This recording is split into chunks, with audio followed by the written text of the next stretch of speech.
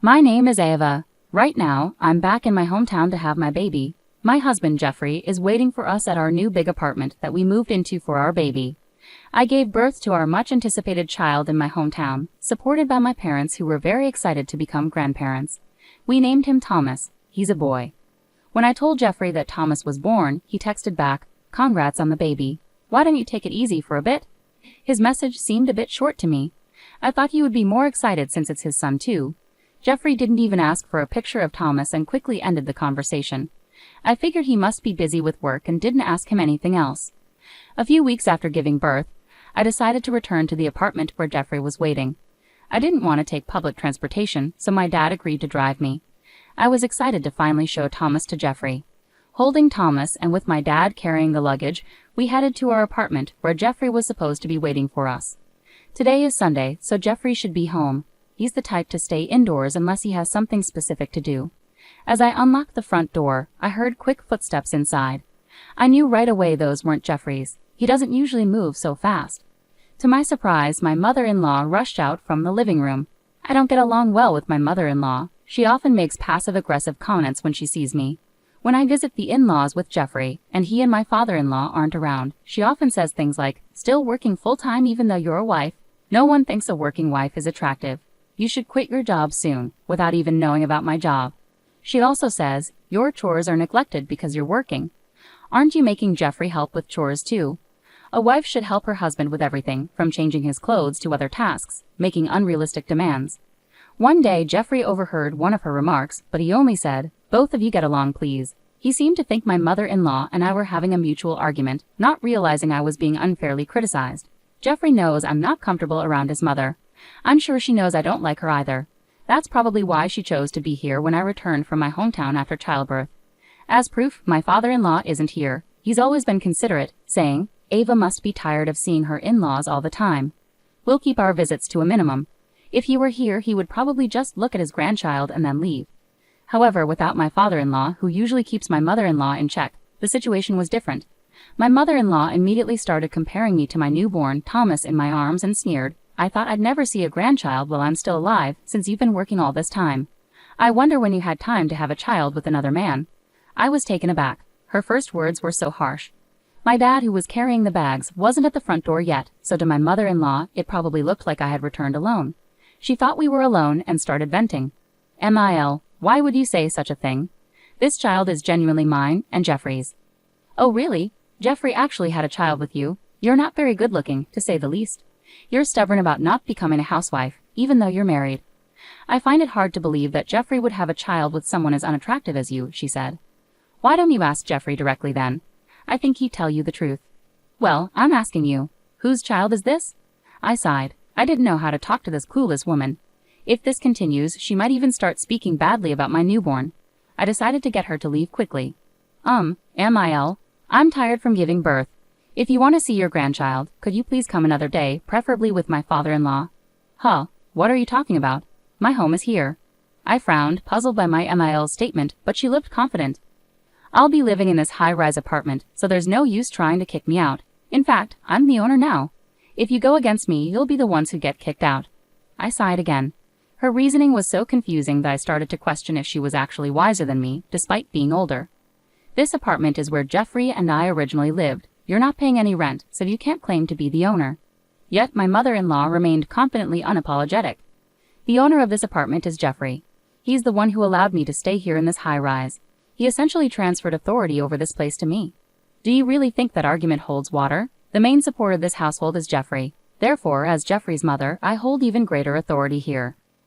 A daughter-in-law and her child should occupy a lower position." My mother-in-law noticed my exasperated expression and chuckled loudly, as if she believed she had won the argument. "Daughters-in-law don't get their own rooms. If you want to stay, I might consider giving you a spot in the closet, but you'll need to pay $1,000 a month."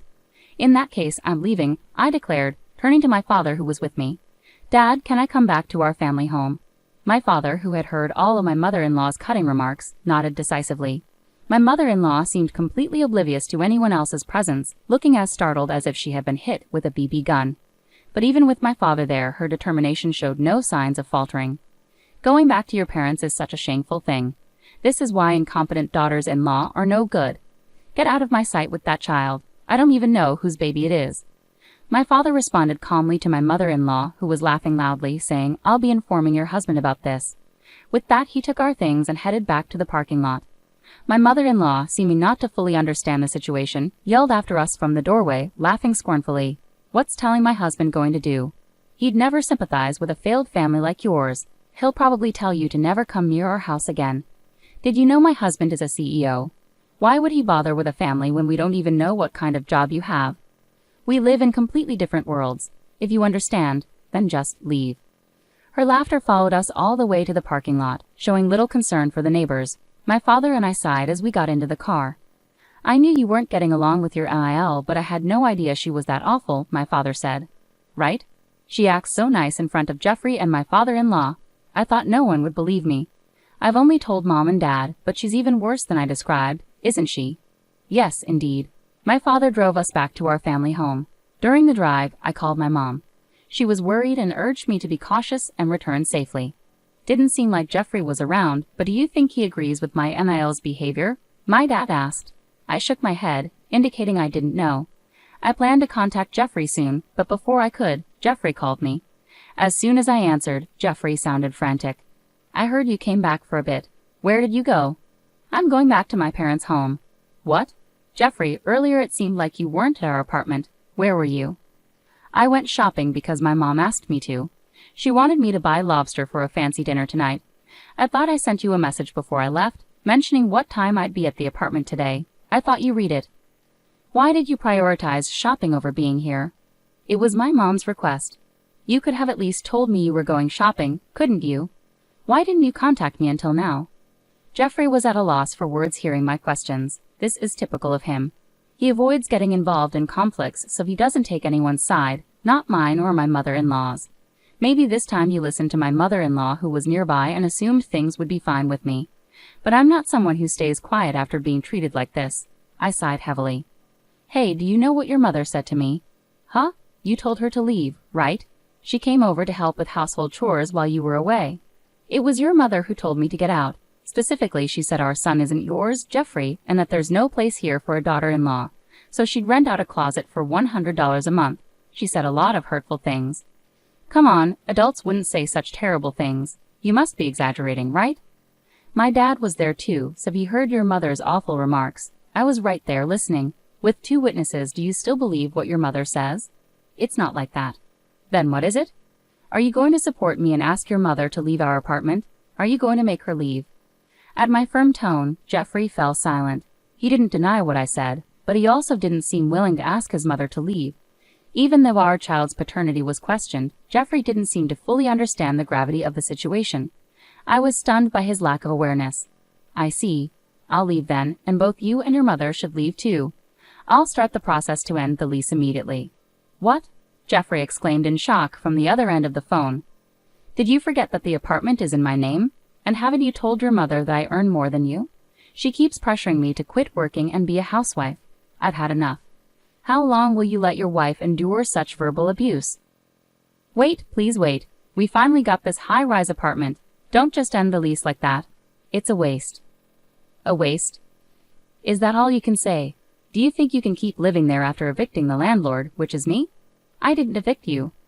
You're allowing your mother, who kicked me out, to roam free.